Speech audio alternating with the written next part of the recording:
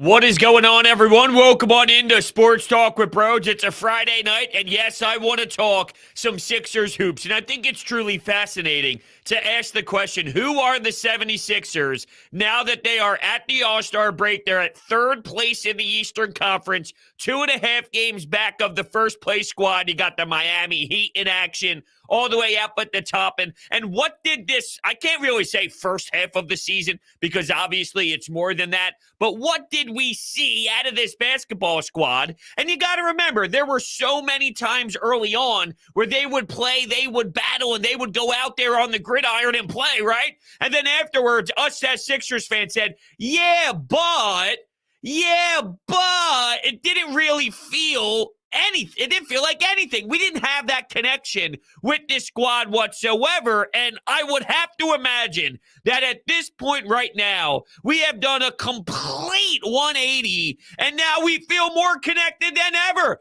There was so much speculation on who James Harden was going to be. He quit on his teammates in the past. He didn't like being in Houston. He didn't like being in Brooklyn. Well, guess what, damn it? He's flying around town and he's flying to road games to be with the 76ers. He's coaching up Tyrese Maxey like no other. He's involved, he's invested, and he's fully there because he wants to win a championship with Joel Embiid. So don't lose sight that, there was some little bit of whispers and a little bit of noise from all the media members nationally about who James Harden really is. Is he bought in? And does he really want to be somewhere? Or is it all just lip service? Is it him standing in front of a microphone and making it seem that he's more excited to be somewhere than he really is? Oh, Philadelphia is my number one choice. Oh, I always wanted to be in Philadelphia. Did he truly mean that? Well, guess what? His actions show me that even though he can't play, he's getting up, he's pumped up, he's on the bench,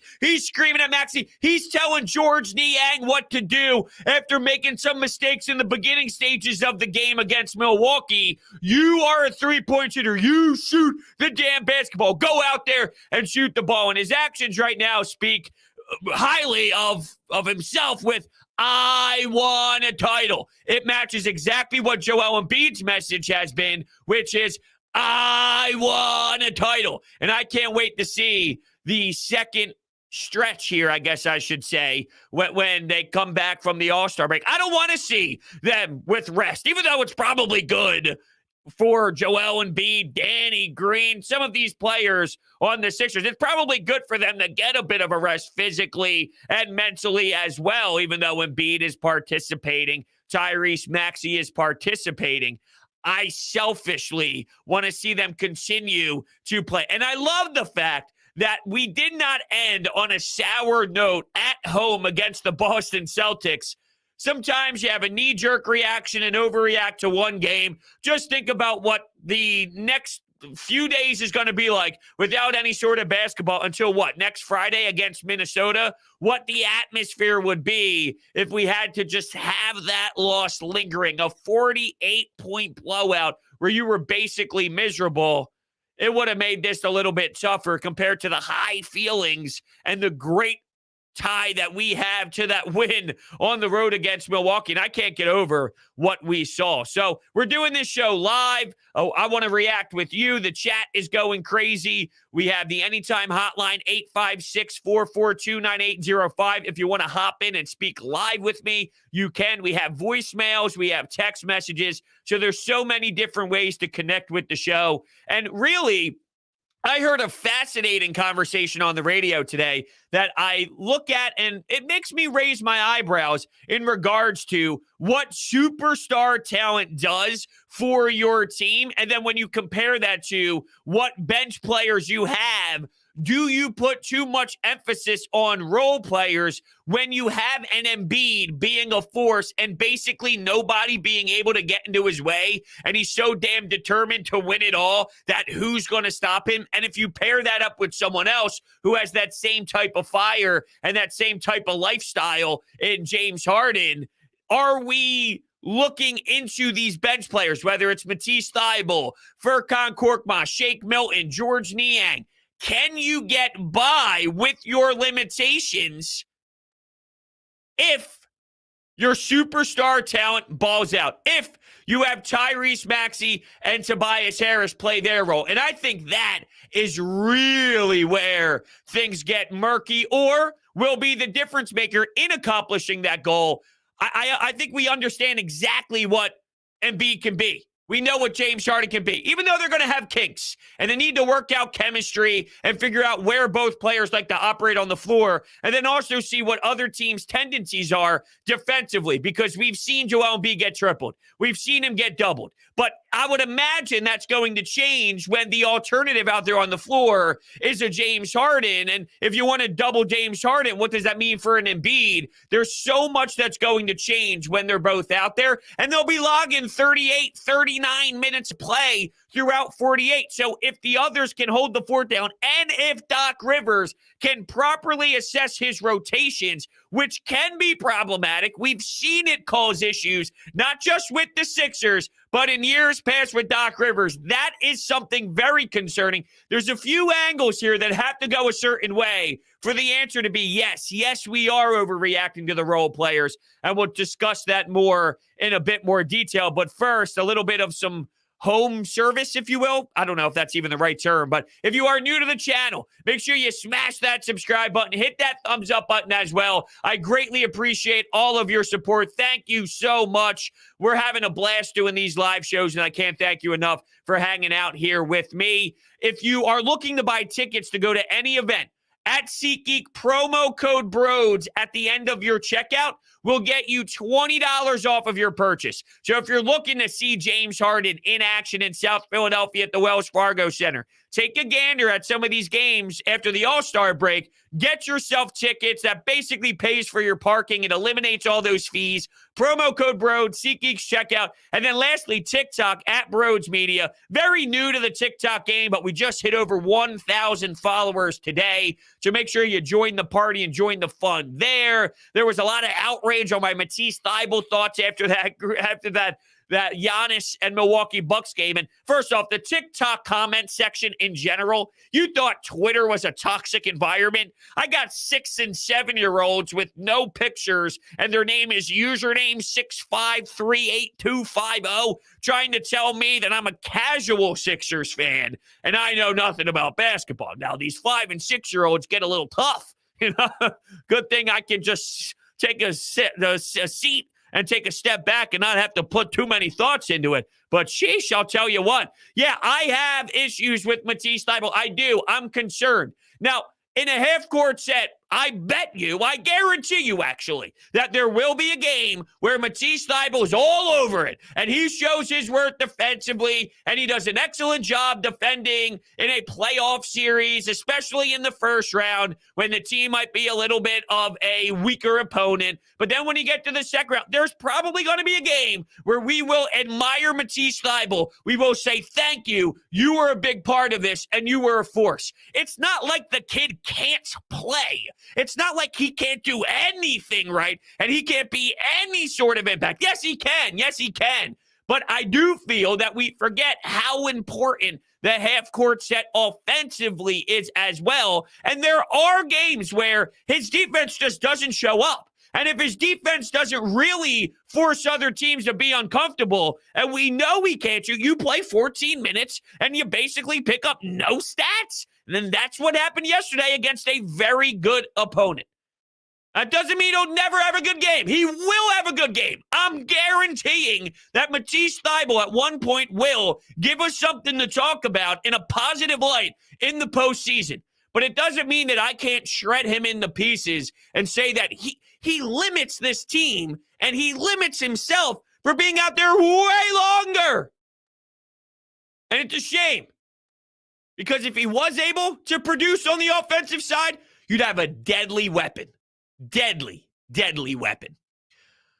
So that brings me to this whole, can they? If James Harden plays 39 minutes, 40 minutes, if Embiid plays 40 minutes, if your starters outside of the small forward position, because that'll probably be a combination between a Danny Green for spacing, a Matisse Thybulle for space or for defense. When you need to go to spacing, you go to Danny Green, but Matisse Thybulle's out there for the defensive side of things. That role is probably going to switch up and change around and be a little bit different. each game, depending on your matchup, too. Size is also a factor. You probably wonder why Niang was out there. Yeah, well, you try and maybe go with the size situation, and it panned out. Now, can I rely on George Niang to hit 5 threes and have that type of night? No, it's funny. When we played the Miami Heat earlier in the year, and we played some of these teams, right? Gabe Vincent destroyed you, and we never have that. We seriously never have. Cork, Mott, all these players. I mean, you don't get something outrageous from your bench pieces. It's just not something that occurs consistently enough within the Sixers. Well, last night, I'm sitting there thinking about what happened in the game, and we finished up our post-game pod. And guess what? You definitely got that out of me. That was one of those. That was your Gabe Vincent. That was whenever you play one of these teams and you go, who the hell is that? You actually got one of those, and you see the difference when you're able to. You win a basketball game on the road. You don't do that without Niang. You don't at all. Hell, I don't even know if you get the victory without switching from Thybulle to Korkmaz to start that second half. Well, he went on a spurt and knocked down some shots and had some really nice plays in there. So, when you look at this team, can Doc Rivers properly keep out a Maxey and a Tobias, a Harden and a Tobias, a Maxey and an Embiid? So whenever you do have those 8 minutes of rest or those 10 minutes of rest for a Toby, for another starter, that you're not doing too much damage. You have to limit those situations when all of those players are not on the floor at the same time. But if you do have your starters out there, if let's say you have James Harden, Tyrese Maxey, Matisse Thybulle, or Danny Green, one of the two, Tobias Harris, and Joel Embiid, if they are playing for 40 minutes of the night, a combination of those players, can they be in the mix and compete for this Eastern Conference against these teams in the Eastern Conference? The Boston Celtics, the Toronto Raptors, yes, absolutely. The Milwaukee Bucks, we saw last night, yes, but you had to rely on a Niang and a Korkmaz. Is that something that you can consistently rely on? I don't know if you can consistently rely on it, but I do know within a 7-game series, each game is going to have its own identity. And in theory, if this was a 7-game series and this was one that you were able to win and secure a W, and you need to win 4 of them, and that's one of them, you might not win that way for 3 other games. But honestly, it doesn't matter. As long as you win 4, it doesn't matter if it's because one game it is Niang, and another game it is James Harden, and then a third game, like right now you don't have James Harden, so obviously those shots that he would take goes to other players, and it happened to be Niang who delivered and was extremely strong on both sides of the floor. I don't want to downplay how unbelievably great he was on the defensive side too, giving up his body, and he fought at the end during that last possession where there was a 3 at the top of the perimeter. I mean, that was electric. So I don't want to downplay that. It really comes down to Maxey and Tobias. Now, obviously, Embiid and James Harden have to be their best versions of themselves. But I would imagine that majority of the time that would be the case. Will they have an game? Maybe. Sure. They're human beings. Yes. I'm sure not every game Embiid will have 42, 14, and 5. His bad games are somehow 30 points nowadays. 29 and 10, 29 and 9 is somehow viewed as a down game for the big man and the future MVP of this season. Yes, you heard me correctly. But can Maxey and Tobias form into a viable version of a 3? And just like I stated with Niang, and we'll get to the phones in just one moment. We're starting to get some phone calls, and I can't thank you guys enough. The text messages, the chats, everything's flying. I can't thank you guys enough. I'm getting distracted seeing all the lights kind of popping up in front of my face on the desktops and on my system here. But Just like Whitney Yang, you might not be able to rely on that every night. Now, you might not be able to rely on Maxey every night, or it might not be Tobias every night. But if Tobias gives you 22 on game one or in game one, and then maybe as a quieter game gives you 14 or 15 with 6 rebounds in game two, but then Maxey goes on a spurt and gives you 19 with 5 assists, you see what I mean? So a combination of those guys being the third piece, I've always elected to call them 3A and 3B this season. You got Embiid, you got Harden. One night it'll be 3A, the next night it'll be 3B. Or if you get a good one where they both maybe give you 19 or they both maybe give you 18, then you're just set in stone and your third star is a combination of 2 very strong players on that night. I raised the question, do you believe that that can happen and that can be what wins you a championship? And instead of worrying about a Paul Millsap or 8 minutes of bench play, because you can strategically filter through your roster to make sure at least 2 players are on the court at the same time, those 8 minutes won't be as much of a downfall as we are afraid of if those scenarios that I just laid out are played out correctly throughout a 7-game series. It's fascinating to think about for sure. But with that, we'll go to the phones and hear from you out there. 856-442-9805. Good evening. You are on with Broach. Hello. Hello? Hello. Hello. Oh, hi. I was just listening, and first off, I just started listening, and I love your energy. Thank Second you. off, my question was, how do you feel in a series with the Bucks? The Philly approach is taking them down because the Bucks are pretty good defensively. I feel like maybe we might need the 3A. Maybe if we can see Tobias like how he was on the Clippers, like maybe we can get a bump from him. Or do you think Harden and Embiid could get by the Bucks defense for 7 games? You're definitely going to need another player to step up for sure. And I know that Tobias Harris is the guy to just scream at and say that he sucks and he's a horrible player, but he's not. He's not a terrible player. Oh, sorry. No, go ahead. I mean, he's been underwhelming with the Sixers, no doubt. But I mean, there's potential there. You see, he was scoring really well with the Clippers. Maybe with the attention off him, I think maybe he could be the one to step up. But I mean, the young guys could too. Like maybe Game 5, Thybulle does. Maybe Maxey does in Game 6. You know, it might be a rotation. Yeah, I'm trying to go through what we saw last year in the postseason because, I mean, has he been underwhelming or is this Tobias Harris? Because Tobias Harris last year, the same fans that are hating him and despising him and calling him a nobody this year were the same people screaming that he was an all-star snub last year and he should have gotten in. And he played fantastic last year where we called him the Robin to Joel Embiid. So I don't know if he's necessarily an underwhelming player to what, I mean, did the money force people to think that he was better than what he is? No, it's okay. Go ahead. I would say the money definitely could be a part of it because he got a big contract. I don't mean like underwhelming, like he's playing bad. I mean, he's not on the he hasn't been playing on the level he was since he was on the Clippers. And you could say it was just he was playing good on a bad team. Maybe this is just who he is.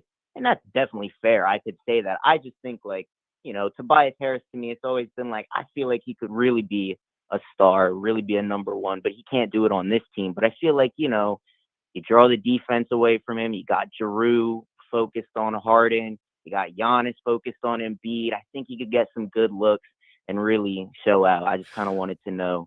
Yeah, no doubt. And I appreciate your phone call. Did he say Giroux was going to be playing some defense out there? Did he mean Giannis? Did he go a little flyers on me with Claude Giroux?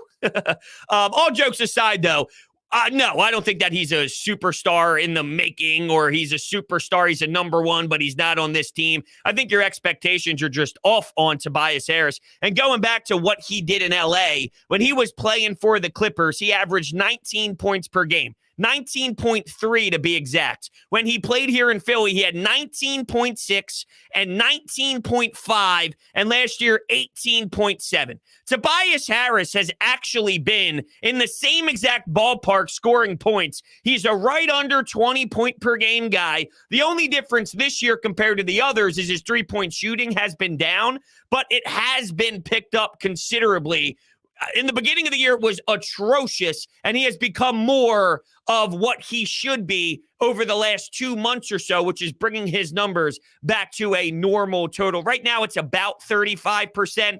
It lives career-wise around 37, so he's a little bit below that. He's basically, when you look at his entire career, a league average from three guy, so it's not the worst thing in the world.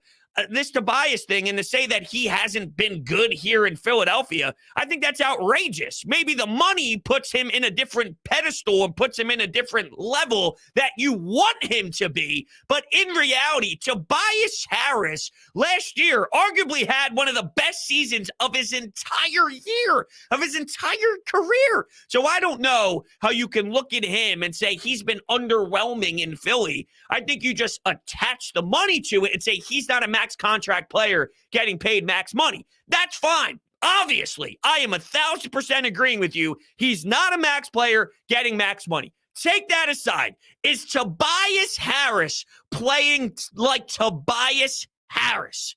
Yes. Yes.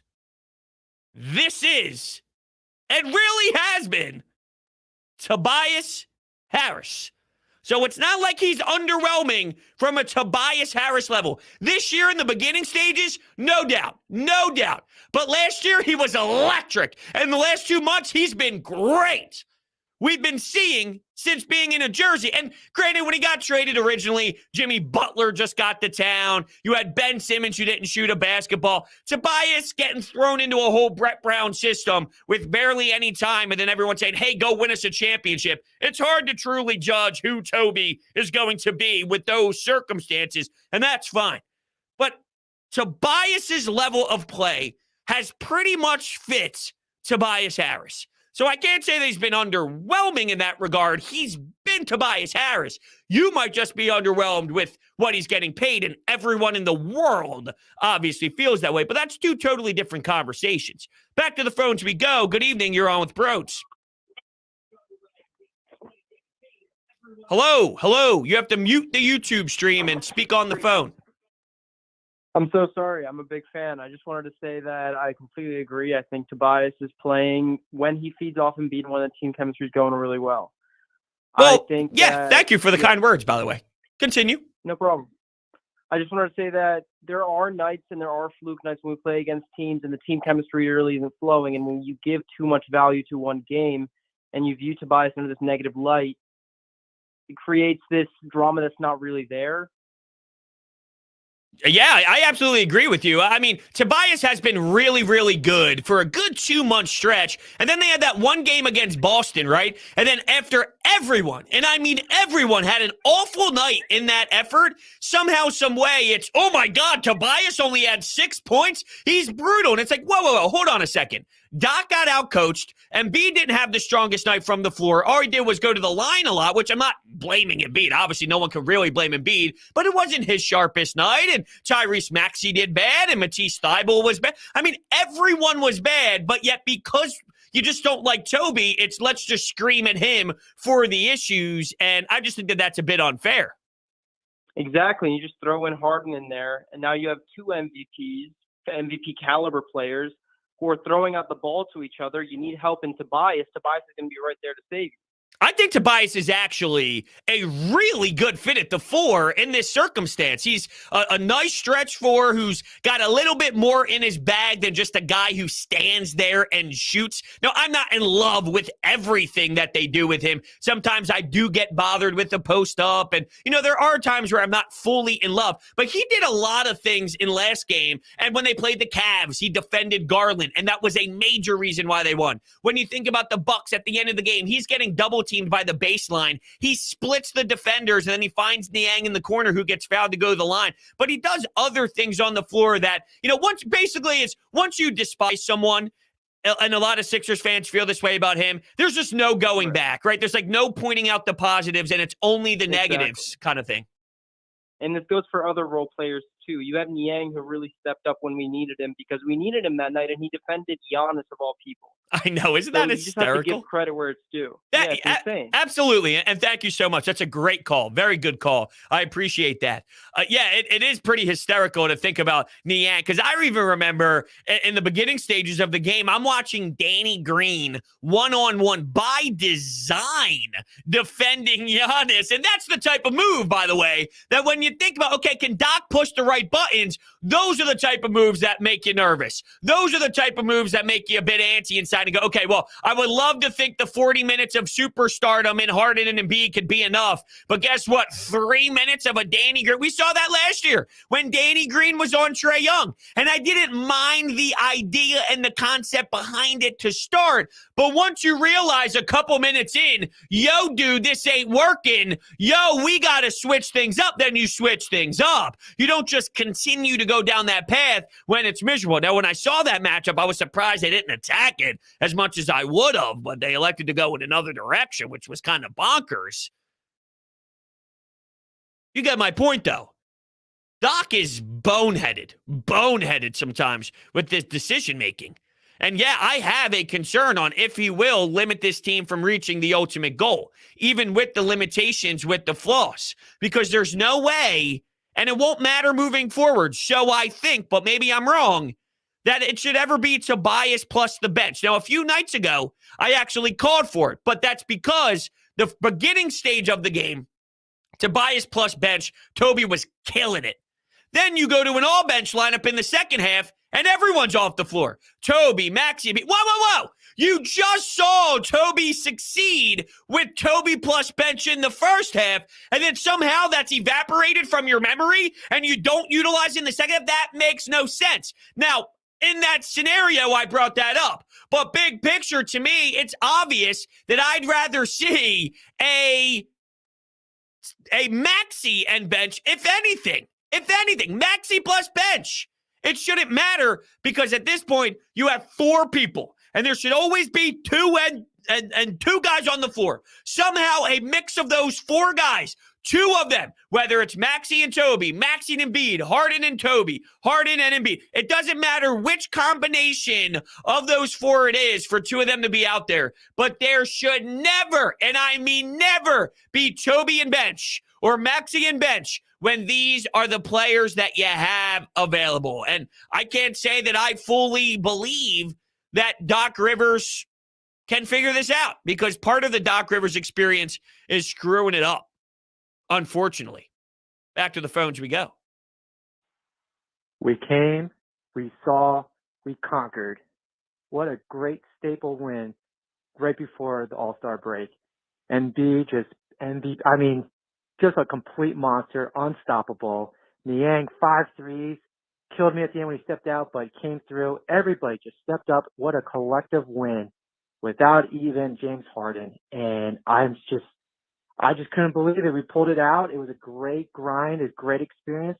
Let's go. It was a great win. And I think one of our previous callers brought up the fact that, you don't want one game to just put you in this different element and make you have these expectations that are a little too strong. And I'm paraphrasing a little bit, but I think that's fine. And part of the question also raised was, can Embiid and Harden do it, or do you need someone else? No, you definitely 1,000% need somebody else, right? I mean, you can't just do it with 2. You might be able to escape a game. Let's say the Bucks aren't shooting their best. They have a night where they can't hit anything, even with open looks, and then you squeeze by with Toby and Maxey just being okay, and then you have a game where maybe Harden goes for 38 and Joel goes for 32 and you win that game. Sure, I mean, in theory, 1 game out of 7, could it go down that possible road? Absolutely.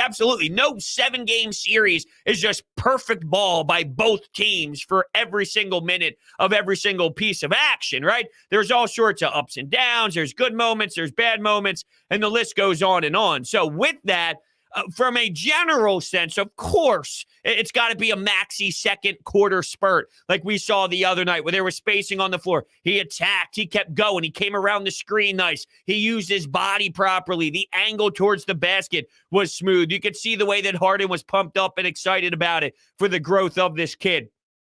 All around, you've seen a moment in a game that someone had their fingerprints on. Tobias in the beginning, he was unbelievable.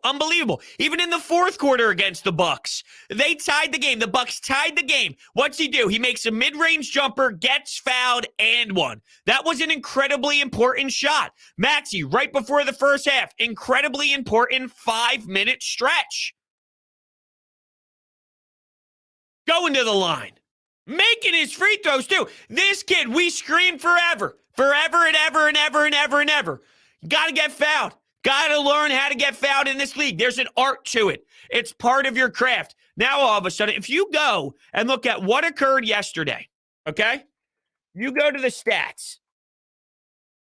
Let's go to ESPN's box score. You go to the stats. It's bringing me stat leaders. Come on. It's because I typed in stats. Go to the scoreboard. NBA scoreboard, ESPN. Disappointing to see no games on. I missed basketball already. What was yesterday's date? Thursday. You go to the box score, right? Tyrese Maxey, 10 of 10. Joel Embiid, 11 of 14 from this charity stripe. It truly is remarkable to see this kid's growth and how strong he has been in it. But you point out these moments within a game, and you need those same moments. Now, what else was brought up was you can't rely on Niang to do that every night because he won't shine to that level. Defensively, too. I mean, come on, right? These called the minivan. Minivans are moving quickly. It was nice to see against Giannis in this effort, but is it sustained success worthy? Probably not. And I will say the same, even though that I get very critical of Matisse Thybulle. Same exact thing with Matisse. He had an awful night. But for this awful night, he'll have a game where he gets 3 steals and a block, and then whoever he's defending for a lot of those minutes is definitely having their own problems. But then I raised the question that if, let's say, the other team's best player is logging in 40 minutes just like we're stressing, our best players are. Can you operate offensively enough in the half-court set playing 4-on-5? You have a better chance to do it with this team and this roster compared to last because last, one, you didn't have Embiid playing at this rate. He was playing phenomenal. This is phenomenal times 2. His passing is sharper, his versatility, and more, it comes down to the efficiency of the versatility. Whether it is that deep post presence or it is the jab step, the face-up game, the one-legged back to the basket, kind of a fadeaway one-legged shot like a Dirk, the three-point shooting. Everything has been in his bag, but how much sharper he is and more dialed in and focused he is within each possession to actually execute beautifully has risen, no doubt about it. So that has added so much to the Joel Embiid experience as us fans watching. And then obviously, if you're defending him and need to go down that path, I don't want to be in your position. Not at all. Can you make up for that Matisse Thybulle issue with Harden and Embiid?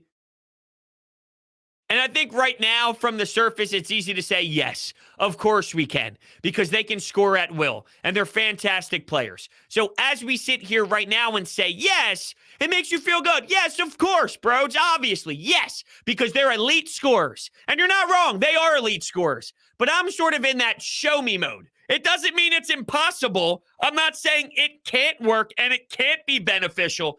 I'm just saying I think I need to see it and be convinced a little bit more because I have my doubts. But then we've seen Doc realize when he has his doubts too, he'll only play 14 minutes and he'll elect to go with a different spacer. See, my bench would be, and it's a very short bench, but this is how it should be. We shouldn't be sniffing a 9-man rotation in the postseason. I don't know why Doc ever would go down that road, but he does. He believes in it. I don't know why.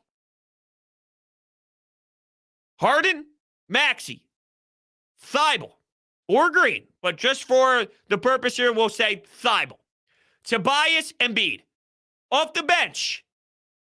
Danny, Niang, backup big man, Paul Millsap, or anybody else. That's it. That's my rotation. And can that be enough to win a championship? Can that be enough to leave the Eastern Conference and make some noise in the NBA Finals and compete?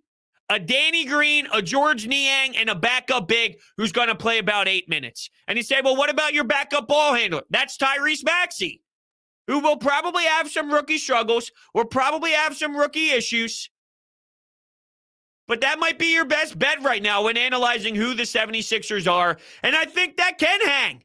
That doesn't mean it's the perfect way, and this roster is perfect, but can it hang?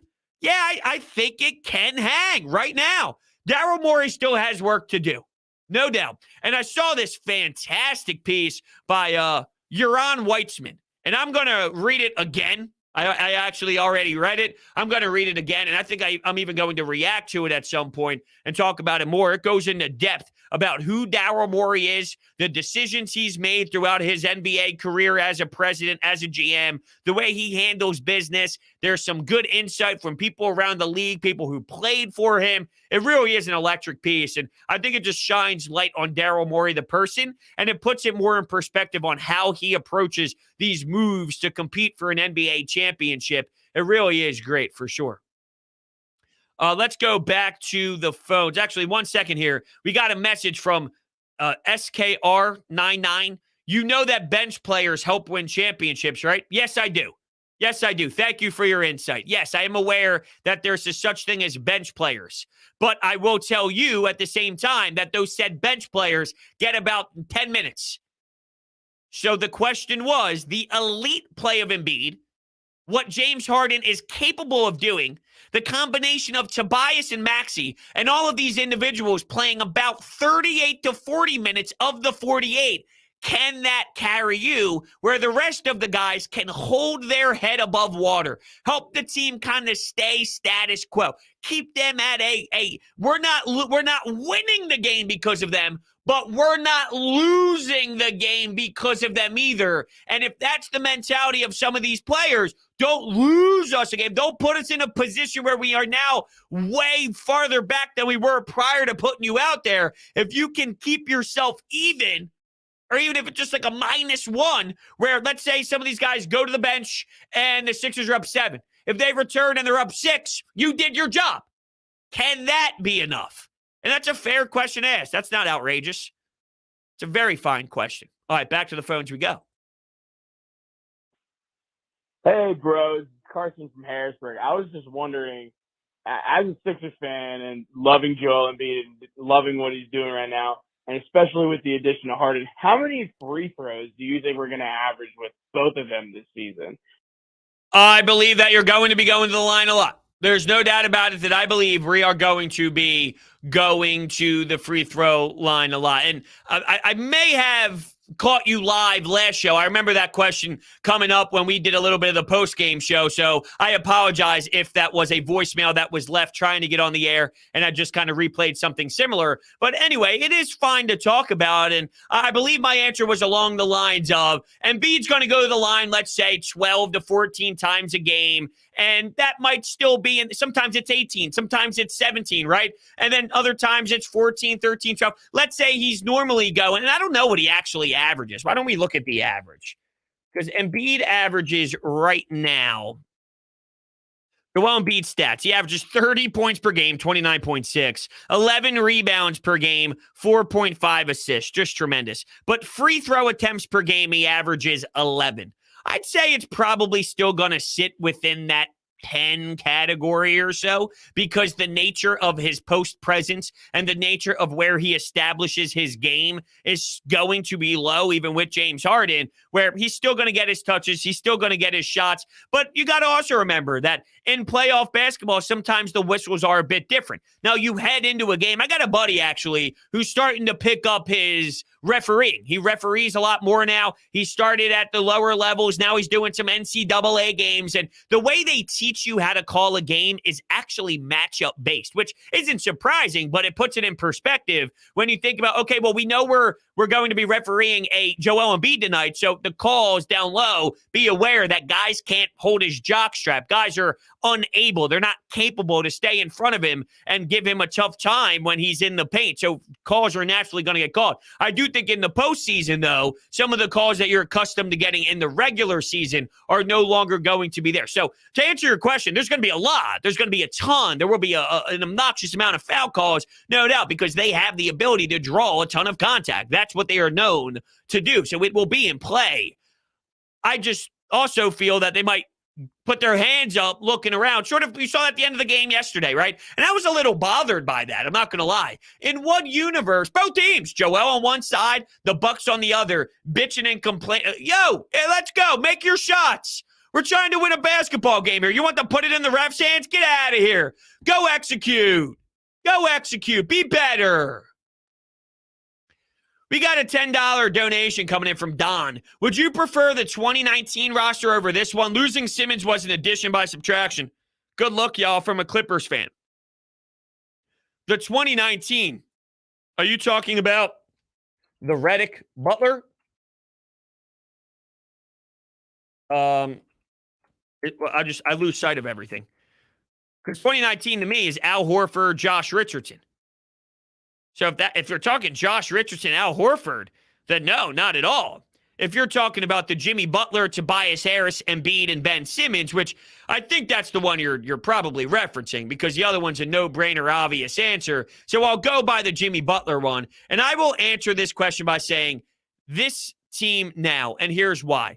And I might even have that answer before James Harden was acquired. You need a Joel Embiid type player. Back then, you had a younger version of Joel. A Joel who was very good, but a Joel Embiid who was still learning. A Joel Embiid who was still maturing. A Joel Embiid who was going through playoff losses and pain to reach this level of intensity of a big man. You don't have the Joel Embiid now without going through those experiences. So even though the roster on paper and the individual talent is awesome to look at, and you think, how the hell could they lose? JJ Redick, Jimmy Butler, Ben Simmons. I'll tell you what, Joel Embiid was not even close. And this is no disrespect to where Joel was then because we were all very excited and intrigued for what he would blossom into. But he wasn't even sniffing the level of Joel Embiid now. And this is the level of player you need to win a title. So for all those years, I've referenced that Embiid and Simmons weren't ready to win yet. And that was the number one reason why they didn't win the title was because your two best players were just not physically and emotionally and intelligent-wise with the IQ of the game. All three of those variables, which go into an NBA superstar, they weren't there yet. That was the number one reason. Now, there's plenty of other factors. Putting this team together at the deadline and expecting it to be magic.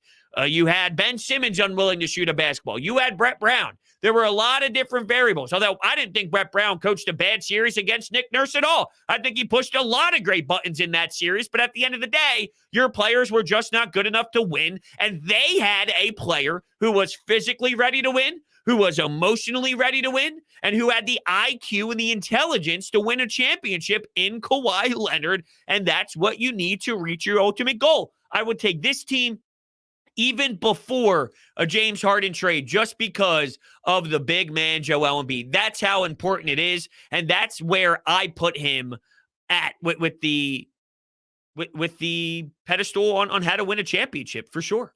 That's what you need. No doubt about it. Got a couple text messages coming in. What's up, bro? It's Julian from Wilmington here. I'm actually a college student at Towson, so I'm right by your alma mater. Actually, I transferred out of Stevenson after my sophomore year to go to school at Rowan here in New Jersey, but I did spend some time at Towson, the Green Turtle, on a Thursday night. You know what I'm saying? Going to the Towson Strip. Always enjoyed a nice Green Turtle run. What else was there? Power Plant. Went to the Power Plant on Saturday. So funny. Just wanted to say my uncle is Tony Brothers. Oh, man, I'll tell you what. Tony Brothers sucked yesterday. I'll be honest with you there as well. And I absolutely lost it when he called a jump ball instead of a foul on Giannis. Keep up the good work, big fan. Tell your uncle that I'm not a fan of his work. Come on, Tony. We got to be a little bit better there. You're right. That was Furkan who got the board, and then somehow Giannis is bench pressing him, and he's picking him up and throwing him around like a damn football, and we're seeing this. We're seeing two thumbs up like it's a jump ball. We got to sit down. I want to let's see if he can jump on the StreamYard, Julian. I would love to have him all. Let's say, yeah, you know what? You know what, Uncle Tone? Can I call you that, Uncle Tone? He'd be like, no, why you calling me that? I don't know. Let's have a sit down. It could be one of those ESPN ones where I'm sitting here and I got the big lights and the big cameras facing him. and he's sitting in a chair just a couple distance from me, Tony, why aren't you better at your job? And then he'd respond, and I'd say, Tony, let me ask you this again. Okay? Uncle, Tone, why aren't you better at your job? I didn't like that answer, Tony. Now I slip him a 50, and I say Sixers and 7. I'm just spitballing. I'm just spitballing. That's all. Another text message coming in. Bro, you have a great show. Keep doing these live calls. Hella fun. Oh, why, thank you. Thank you very much. I appreciate that. Yeah, I'm having a blast. I really am. So I just want to make sure for the 1,000th time, I just let you guys know how much I'm enjoying it. And with that, perfect segue. Here we go. Let's go, bros. Play that damn song. What a statement win before we get superstar James Harden. Whoa, nice and quick and to the point. Yeah, right before we get James Harden, baby. It's crazy because they're third in the Eastern Conference. They've been playing such a good brand. We did the full flip the switch. In the beginning of the year, we couldn't stand them. We had no idea who they were going to be. We had no idea where this was going to go. They were playing 10, 15, 20 games, and it was just hard to connect with them. It was hard to feel that push and that excitement. And maybe there's a combination of reasons why. Early in the season, everyone always talks about December 25th after Christmas. That's when it feels more like NBA season. That's when you turn the page. There was a lot of football going on, obviously. But I think it really was because we knew how toxic Ben Simmons was, and the reports every single damn week, it seemed like, nationally, Rich Paul releasing information. Instead of the sport and the team and the guys, we focused on the outside noise, which was not our fault. It was just a product of the environment. But now it's, can you imagine thinking about pairing Embiid up with someone who is so lethal and can pass the ball beautifully, and can pass the ball beautifully? Yeah, I am stressing passing the ball beautifully. Can pass the ball beautifully,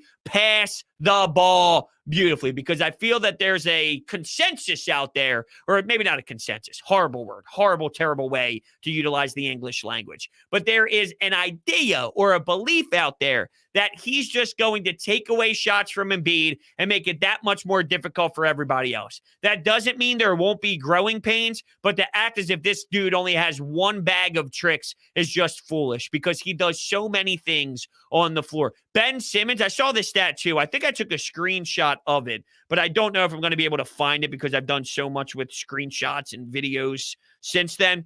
But it's along the lines of the difference in rebounding, or the similarities, I guess I should say, between Ben Simmons and James Harden. And we know we lost a lot in the rebounding department. I don't think I'm going to be able to find this, unfortunately, but we lost a lot in the rebounding department because of the departure of Ben Simmons. And James Harden does average 8 rebounds per game, and you can't lose sight of that either. So I do find it very fascinating that we sit here and study the addition, and I'm all in. I see the variables. I see the intelligence and the skill set and a lot of different ways that he can improve this basketball team, even though there will be some ugly possessions and there might be some wonky times. Like, that's just inevitable that you'll have a bad pass and you'll have a tough 5-minute stretch. That happens even with players who have played together for X amount of years. So that's not the big concern to me.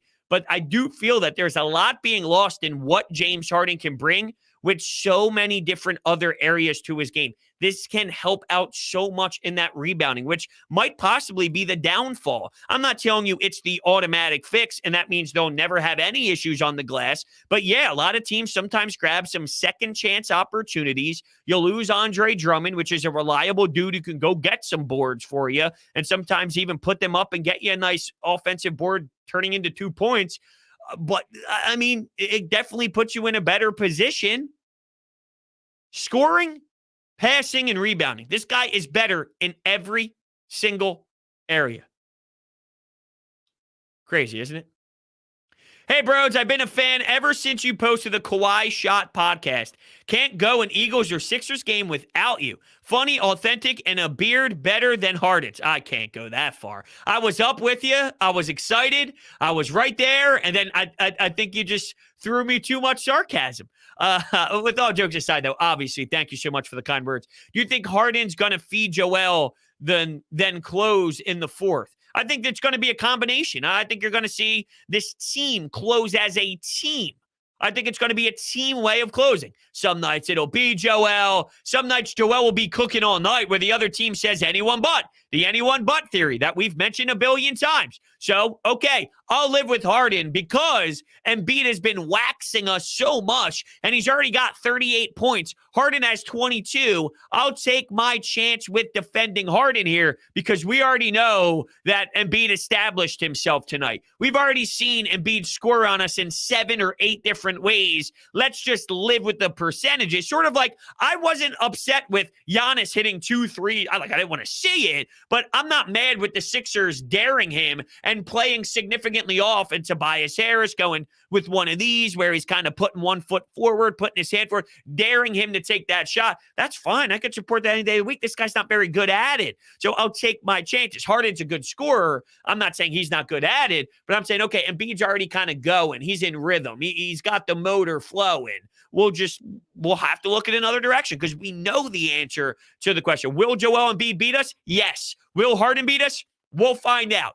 And if you use that logic, that can open up the door for somebody else closing on a different night. And then let's play the vice versa, right? Joel Embiid, maybe a slower night, maybe only has 26, 25. But Harden's got 28 on more of an efficient night and being more of a ball-dominant guy that's just coming around screens. And he's on fire. He's got the fire logo next to his name, just like it's NBA 2K. Well, what do? Get the ball out of his hands. We'll take our chance because is Harden going to beat us tonight? Yes. He has cooked for basically all the time so far. Will Embiid? I don't know. He's shooting a little rough tonight. He's only made 5 field goals. He's just been living at the line a bit more. So because he hasn't been shooting very well, let's see if he can shoot to win this basketball game at the end. And that is basically how I think it's going to go. It'll be what is the circumstance on that given night for sure. Do we got more calls? We do have more calls. Yes, we do. Unless, did we bring this caller on already? I don't believe so. I don't believe we did. All right. With that, back to the Anytime Hotline. Hey, what's up, bros? Obviously super excited about the win last night. Excited about getting Harden here next week after the All-Star break. But I just had a question for you. Like, how concerned are you? I'm not too concerned, but I thought about this. But how concerned are you about Harden's fit with Embiid and the rest of the team? Because they both kind of need the ball a lot. I think they can figure it out, but they both kind of need the ball a lot. And if Embiid has the ball in the post and Harden has to spot up shoot, that's not something he's good at or does at all.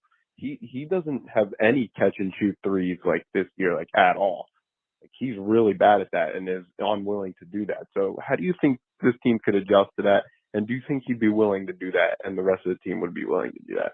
Yeah, the team is absolutely willing to adjust their games a bit and tweak and figure it out. I mean, everyone's bought in. Embiid has obviously bought into anything. I've mentioned this 1,000 times. His reaction to the Seth Curry, Tobias Harris play, where it was just a nice pass, and he's freaking out. He's throwing punches towards the ground, and he's super stoked and just letting all of his energy out there for the team making such a big bucket. He's bought in. Harden's bought in. Maxi's soaking everything up. Tobias is a team player. Danny Green's a veteran who's been around the block and has already understand and seen so many championship teams and seen what a San Antonio is like and seen what winning culture is like. I don't have any questions about that. George Niang is the definition. You look up team role player, it's George Niang. And then Paul Millsap's dying to get an opportunity where he doesn't have any problem as a vet running out there and playing his little role that he has. So which guy is going to be too selfish to change what they need to change? No, I don't think they need to change much. I'll be honest with you. Do I have fear that one guy needs the ball more than the other? No. James Harden averages double-digit assists. You don't average double-digit assists if you are too selfish and you are unwilling to play a team game. Do you know how hard it is to average 10 assists? Seriously, let's just look at Chris Paul, for example. Chris Paul averages, when you look at his stats, Basketball Reference, 10.7 assists. Let's go to James Harden. Basketball Reference, right? James Harden averages 10.2 assists. We look at Chris Paul as one of the most, and he is, not because he's not, because he is, one of the most settle you down point guards there is in the league. One of the most established guys who can set up his teammates and do it at such a great rate that everyone wants to find a Chris Paul. Chris Paul is outrageously awesome. Chris Paul is the difference in the Suns making serious NBA final pushes or not. The guy averages 10.7 assists per game this year. James Harden averages 10.2. So you don't average the same amount as him if you're not a team type of guy. Someone's bringing up turnovers. Yes, he averages 4 turnovers per game. James Harden, that is. And Chris Paul averages 2.5. So, yeah, he doubles almost Chris Paul's. But we're talking about one of the best point guards in the history of the game compared to someone who has transitioned into a nice point guard. It's different. I didn't expect them to be on the same exact tier in terms of turnovers. Yes, he is better. Chris Paul is a better, but still 10 assists is nothing to just pretend isn't a massive deal and plays such a big role in the success of a team kind of figuring out its identity. No doubt about it. And he could do it in the half-court set. Ben Simmons could pass too. And by the way, Ben Simmons didn't even average 10 assists. So for as great as Ben Simmons was, he's a facilitator. He's so fantastic in that area. And sure, the open floor facilitating by Ben Simmons is something that is good. Open floor, though, is not what the playoffs is. It's actually the complete opposite. So what he's good at is regular season basketball. And over the years, he has averaged 8.2 assists his rookie year, 7.7 his sophomore year, 8.0 his third year, and then last year, 6.9 assists per game. He had the worst of his career last year, and he averaged 14 points. So to put it in perspective, way more important style of play when it comes to facilitation because it actually works in a slowed down half-court set, and he did it better than Ben Simmons. And obviously, he turns the ball over more than Chris Paul does, but he still has Chris Paul-like numbers with the passing game. I don't have fear that they won't be able to figure it out. Good players figure this thing out. And there's a big difference between Jimmy Butler and Ben Simmons and that whole debacle where, well, bros, if you think great players figure it out, first off, I like Jimmy Butler. He ain't even close to being on a tier of a James Harden, of a Joel Embiid. Jimmy Butler's a fine player, and he's someone who is a dog. I like Jimmy Butler. I wouldn't be mad if Jimmy Butler is on my basketball team, but he ain't close to a legitimate superstar. I think he's a star. I don't think he's a superstar. So when you go back to that year, you had 0 superstars. Embiid wasn't one yet. He was in the making. Ben Simmons doesn't shoot a basketball, and he's toxic. Jimmy Butler, I mean, they put the ball in his hands in the fourth quarter as they should, but that's all a product of you not having a point guard that can play the damn game and told him to just stand there because he doesn't bring any elements on that side of the basketball. So do you see how that can be an issue compared to now? And I'm also not looking at this as a one-year thing. Well, this is the only year you have to do it. This is it. You got 20 games and go win a title. No. This is opening the door for this year, which you didn't waste from Joel Embiid. And you know I hate that word waste, but everyone was throwing it around. They did not waste this year with Embiid, did not waste an MVP season. But not only did they not waste it, they also added a couple years as well. I'm not afraid of where James Harden is at with the contract negotiations. He'll be here. There's a reason why he's here and excited about it. He'll be here. He'll be here. He'll be here. I don't have any emotion towards not opting in and this and that. Trust me, him and Daryl Morey had plenty of conversations about the future of what the 76ers are going to be with the combination of the big fella, Hans, and with James Harden as well, for sure. Harden averaged more blocks per game than Ben as well. That may be a thing. Let's see. I don't know. But that I don't think that means that James Harden is a better defender than Ben Simmons, because I will give credit where credit is due. Ben Simmons was defensive player of the year type of player. The only reason why I didn't get it is because they don't give it to players that aren't centers, apparently. It's very rare to. They clearly go the Rudy Gobert route, obviously, is my point. He averages, what, 0.7 right now, 0.7 blocks per game. Are you saying that because Ben Simmons isn't playing? Did that go right over my head? Am I now falling into a trap to end my show that you're obviously mentioning this because he hasn't played? Shame on me if that's the case. No, it's not the case. He averaged 0.6 last year. Ben Simmons did. James Harden, 0.7.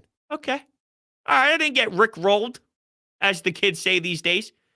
I agree. Ben should have won that award. I agree with that. He should have won that award. I won't take that away. Doesn't mean James Harden is a better defender by any means.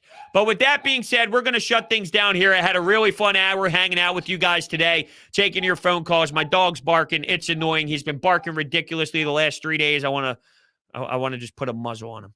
But with that being said, I can't thank you guys enough. If you're new to the channel, make sure you're hitting that subscribe button. Follow me on Twitter at Broads Media. TikTok, same thing. We just hit 1,000 followers. And by the way, keep in mind that if you did not know, all of these podcasts are also on Apple Podcasts, Spotify, Google Podcasts, all these other audio podcasting platforms. If you can, whichever the service that you use is, leave a 5-star rating and a 5-star review. That would mean the world to me, and it would help me out tremendously. So thank you guys. And I guess lastly, before we do officially leave, WinView. WinView is the nation's leading sports predictor, allowing you to compete in pregame or live contests against other people. The way that it works, and there's a link down below in the description, winview.tv/broads. Utilize that link to sign up. That will help me out a lot as well. The way it works is you play one-on-one. So you play against another person, and the game, let's say, has 10 questions. Will the Sixers beat the Bucks? Yes or no? Will Joel Embiid have more than 30 points? Yes or no?